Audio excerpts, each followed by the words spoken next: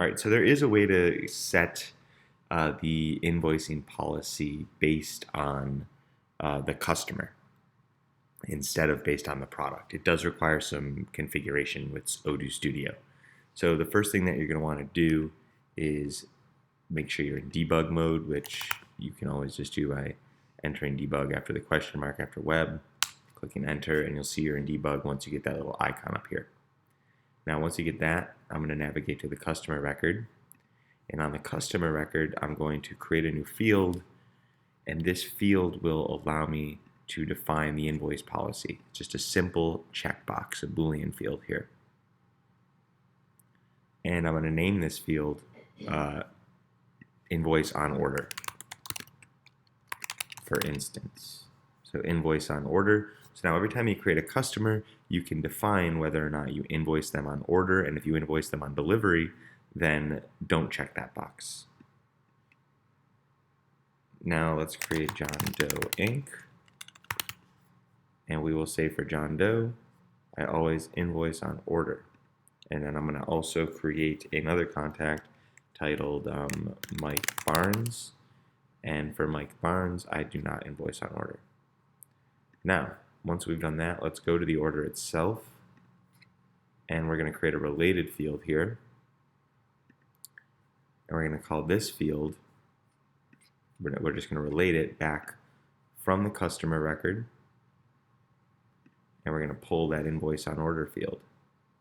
So now the value of this field will inherit the value of the invoice on order field on the customer record. So as you assign a customer, it's going to check that customer's record. It's going to say what is the value in the invoice on order field, true or false, and it's going to match it here. And just to show you how that works, we can look at the field, and when I assign John Doe, it automatically populates, whereas if I assign Mike Barnes, it doesn't. And the behavior is as expected. Now, once we have that in place, we have to understand the mechanics which govern the invoice order value here. So first, let's create a product. And let's say test product. And let's say here that this test product, I always invoice on delivered quantities, just as an example.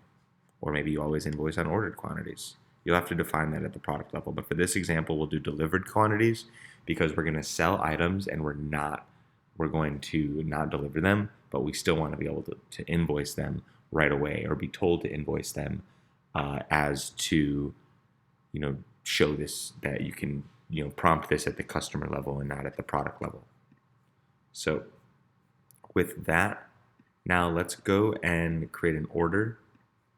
And I'm going to do this just for Mike Barnes, for test product, and it's on a delivered quantity. So Odoo will not prompt you to invoice unless it's on a delivered quantity. And you'll see create invoice button is not in green. And also if I go to orders to invoice, that order is not listed here. And that's what we want. So now what I'm going to do is I'm going to deliver this just to show you how it works quickly. Once we deliver it, then it will say in green here to invoice, and also it will be part of this list to invoice. And you're going to see this is a very important field here. It's the invoice status field. And the invoice status field is what it has a few values. It carries different values with it. You'll see here upselling opportunity, fully invoiced, to invoice, or nothing to invoice. So the value of that field right now is to invoice.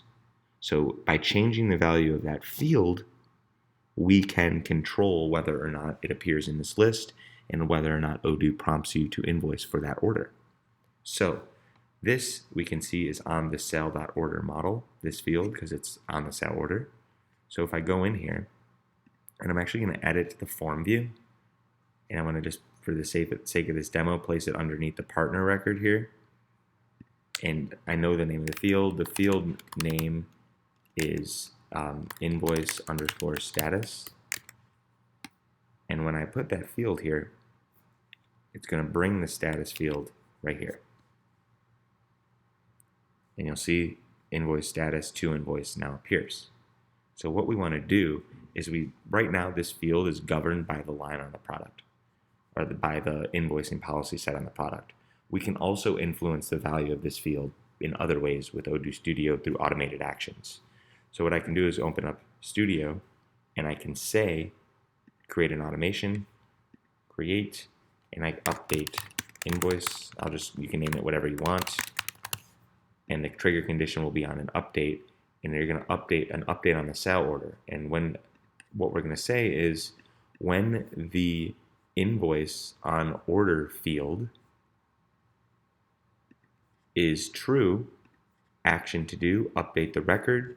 And what we're going to do, we're going to update the status, the invoice status, to a value of toInvoice and save it. And now watch what happens. So remember, our test product is still set to invoice on delivery. So even just an order to Mike Barnes would indicate that it wouldn't be invoiced. Whereas if we put an order in for John Doe, who has an invoice policy set as invoice on order, and we put this product here, watch what happens when I save it. It goes to invoice, and it prompts me to create my invoice immediately here. And I can see invoice, it's now part of the invoice on order. So obviously, you're going to want to make sure when you go through here that you confirm your sale order. This is the one for Mike Barnes.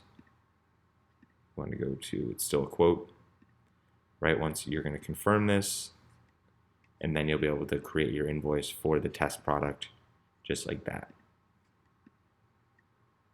So if you have any questions, this is how you can be prompted. What I would do in this instance is I would also maybe set your invoice status for all products to ordered quantities, and then use this tool to drive that as follows.